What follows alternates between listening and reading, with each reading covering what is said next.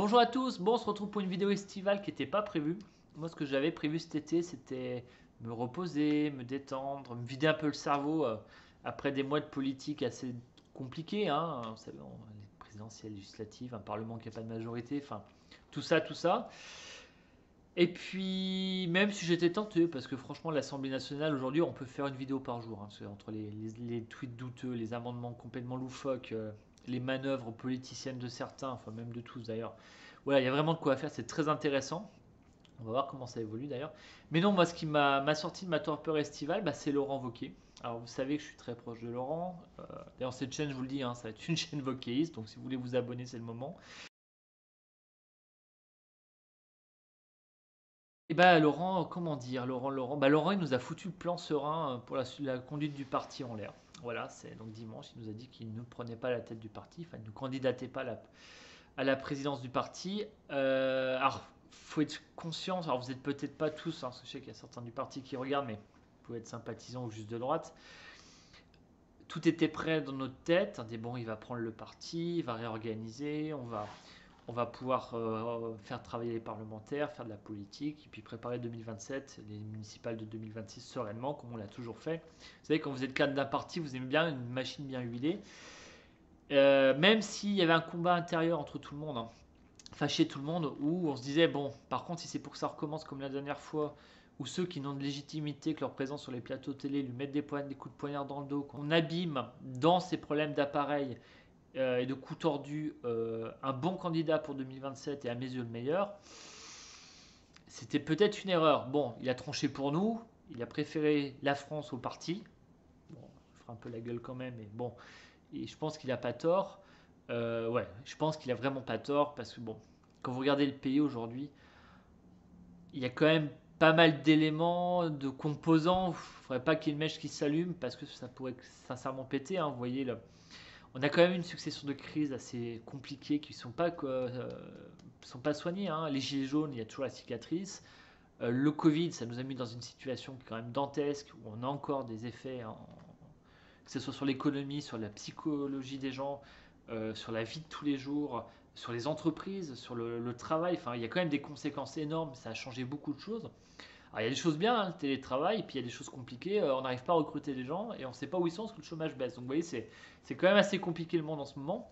On n'a pas de majorité à l'Assemblée, c'est jamais arrivé. Enfin, c'est pas arrivé dans une situation pareille. Donc, vous voyez, il y a quand même des éléments qui font dire qu'on est dans une période de trouble sur le plan historique qui est c'est le genre de période charnière où pas mal de choses peuvent se produire.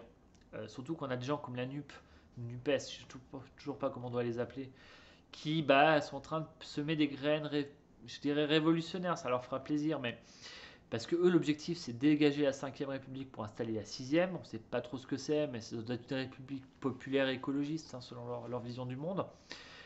Le RN est en train de jouer la carte de la notabilité, mais bon, ils ont toujours leur vision du monde et de la relation aux gens et à l'économie, à l'Europe, qui est plus ou moins camouflée, hein, mais qui est là. Voilà, donc il y a quand même pas mal d'interrogations. La Renaissance, là, autour de Macron, lui, c'est fini. Hein. Donc ils sont déjà dans la succession entre Darmanin, Le Maire et comment il s'appelle, Édouard Philippe. Alors je vous explique pas, hein, un triumvirat de traîtres, ça peut être que fantastique quand ils vont vouloir s'entretuer pour essayer de prendre la succession de Macron, qui a un petit côté Mitterrand, donc il pourrait s'en amuser. Donc voilà, on a quand même des éléments. Vous rajoutez ça à la guerre en Ukraine, l'inflation, la crise du gaz qui arrive. On va voir cet hiver comment ça se passe. On aura toujours du courant pour se chauffer. Euh, Est-ce que les hausses d'impôts vont arriver? C'est compliqué d'emprunter pour se loger, pour acheter. Les loyers montent. Enfin, voilà, il y a quand même pas mal de choses qui arrivent. Même si ça devrait se calmer l'année prochaine, normalement. Mais bon, on va voir. Parce qu'avec la guerre qui a l'air de durer, ça peut continuer. Voilà, il y a beaucoup de choses qui font qu'aujourd'hui, on s'aperçoit que le pacte social, le pacte territorial est en train de s'effriter. Hein. Moi, j'ai une chance, je vis à cheval sur le monde rural et la métropole de Lyon. Voilà, c'est vraiment, quand je dis souvent rigolant, je suis un campagnard enfermé dans une grande ville. Mais moi, je vois les gens qui s'éloignent. Ça, c'est un vrai sujet hein, qui, moi, me perturbe énormément. Je vois les modes de vie qui se diffèrent, les gens qui pensent plus pareil. Euh, Moi, l'exemple que je sors à chaque fois, c'est les éoliennes. Hein. L'urbain va dire ah, c'est génial, c'est développement durable, c'est renouvelable. Et puis le campagnard dit c'est le machin qui m'ont foutu à 100 mètres de la maison qui me pourrit la vie. Celui qui est un peu plus loin dit ça m'a pourri le village, le paysage. D'autres vont me dire, bah moi mes vaches elles ont pas l'air de bien le vivre. Puis on s'aperçoit que ça arrive. Voilà, donc il y a vraiment des visions très différentes. Et ça, il faut absolument remettre du ciment. Et je pense que Laurent Wauquiez, moi, c'est la bonne personne pour ça. Parce que, un, c'est quelqu'un qui fait ce qu'il dit. Euh, pour vraiment être avec lui depuis. Oh, mon Dieu, j'ai passé les 10 ans avec lui. C'est quelqu'un qui tient parole, qui fait ce qu'il dit. Alors, des fois, ça plaît pas, des fois, ça crée des crises de tension, c'est des gens hurlent. Enfin, voilà, mais puis il dit ce qu'il pense. Hein, le coup du cancer de la cystana, ça, on peut pas l'enlever. Donc voilà, il y a vraiment cet homme-là qui a décidé de se préférer la France au parti. Je pense qu'il a fait le bon choix. Alors, moi, en tant que wokéiste, je suis plutôt enthousiaste hein, parce que ça va être un débat intéressant, ça va être construire quelque chose de nouveau, une dynamique. Alors, j'avais dit dans une vidéo que je pensais qu'un homme jaillirait une femme ou un homme une femme jaillirait à côté des LR. Et en 2027, ce serait peut-être la meilleure solution. Prendre l'Elysée sur un élan et s'appuyer après sur un parti qui aurait soutenu ce candidat sans passer par une satanée primaire, avec un parti, avec des maires qui connaissent le terrain, qui remontent les informations, ce qui manque à Macron, des conseillers régionaux, des députés, enfin des gens qui ont blanchi sous le harnais, comme on dit, voilà, qui pourraient justement arriver dans une France qui serait dans une situation compliquée. Il ne faut pas rêver, hein, les lendemains ils ne vont pas chanter, ça va être compliqué, parce que les problèmes d'immigration, les problèmes d'énergie, les problèmes de l'argent public, de gestion de la dette, hein, mais aussi de la dépense, l'armée qu'il faut qu'on remonte, parce qu'on en a plus vrai, enfin, on en a plus que les Allemands, mais pas moins que les Américains, et les Russes, les conflits, voilà, tout ça, l'immigration, la sécurité, hein, qui commence aussi à impacter les villes de province, hein, vous avez vu ce week-end.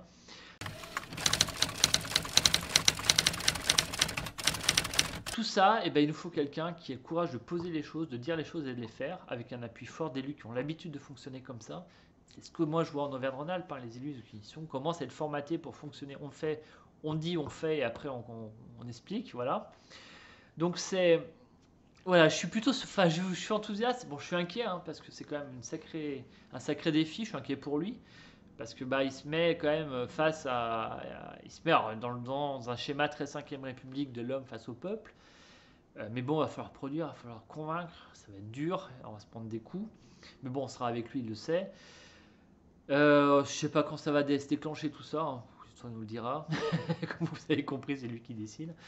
Mais bon, voilà, écoute Laurent, nous on est prêts. À toi de dire. Essaie de nous prévenir un peu à l'avance quand même, qu'on soit prêt. Hein, T'aurais pu nous le dire un peu avant quand même, que tu allais faire ce choix-là. Mais bon, ça va être une sacrée aventure. Allez, à très bientôt.